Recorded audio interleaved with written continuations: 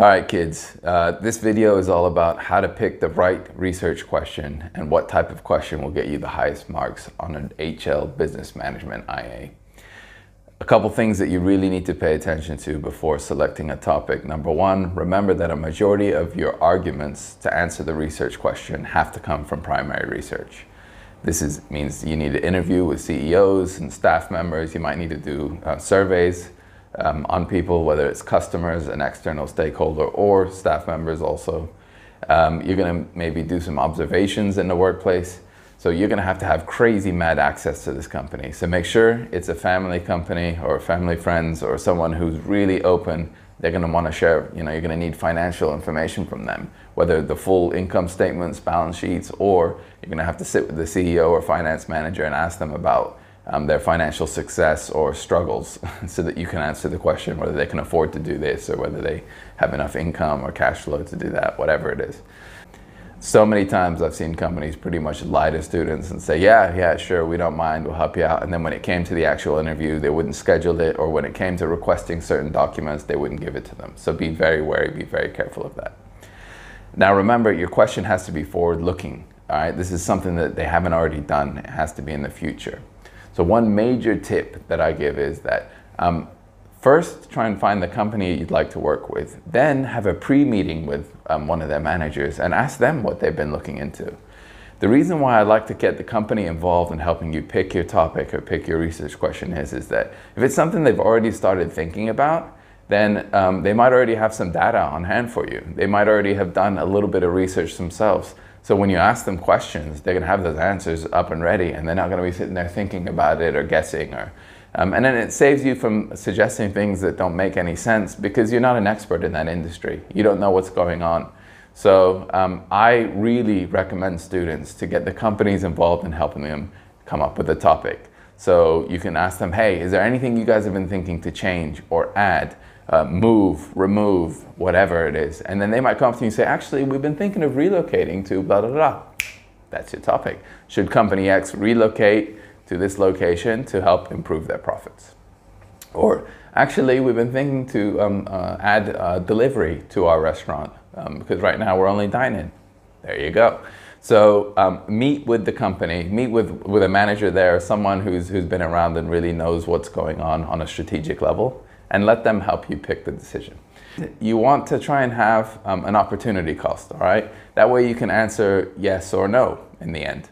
I'm gonna read a couple of example questions. Now your teachers should be able to give you, actually, because these are examples posted by the IB, so they can actually show you these essays too, and they're actually really good ones. They're all 6s and above.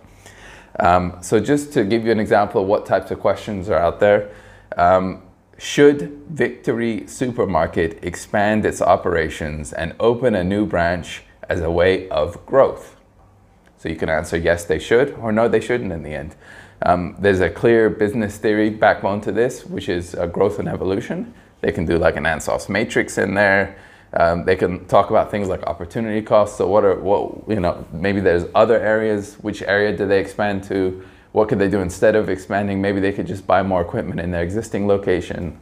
There's so many things they can talk about there, but do they have enough money to do it? How much will it cost? They need to find all this stuff out.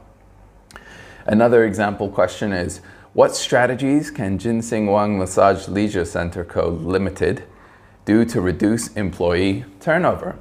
So I like this is completely different. This is more of an HR question. Employee turnover is when people are leaving. So they're probably going to look at things like motivation theory.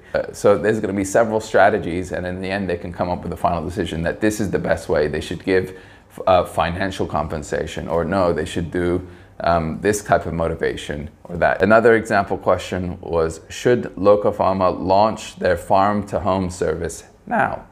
So it looks like there's this company where they're trying to do a farm-to-home, maybe a delivery service. You'd have to read it to really know. Should they do it now? So they can say, they can come up with many different recommendations. They can say they shouldn't do it at all. They should say, yes, they should do it now, or not now, but maybe in the future, because when they researched, they found out that there was a lot of other stuff going on. Maybe their cash flow was weak, so they should say, okay, wait till they have more retained profit and then launch this brand new initiative. There's tons of stuff you can talk about. The last one is, and I love this one, it's my favorite, Should Spanish tutors Hong Kong consider introducing online lessons? That one got a 24 out of 25. I think it was written back in 2016, 2017, but imagine if they did that now, they'd be making millions. Why? Because the whole world is online. As I record this, we're in the middle of the lockdown for the COVID-19, and Hong Kong, even before then, was shut down because of protests and things like that. So, how that would impact their brand by going online.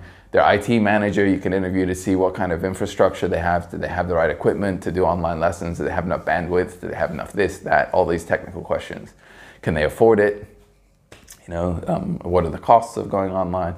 What kind of market, is there an appetite? Do people like using online in Hong Kong, or do they hate it and you wouldn't get any customers? These are all the types of questions that you would then ask staff members, managers, even customers, if you can, in your primary research, and in the end, come up with a final solution. When you pick a topic, make sure it's forward-looking. Make sure it's with a company who will actually deliver for you the interviews as well as financial information. You will need financials, guys.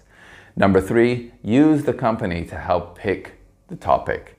They already might have a really good idea of something they're looking to change or improve on. And they're going to know that way better than you as an outsider in high school who, barely has any industry knowledge, right? No offense. All right, good luck, guys. Hope this video helped. How to pick a topic,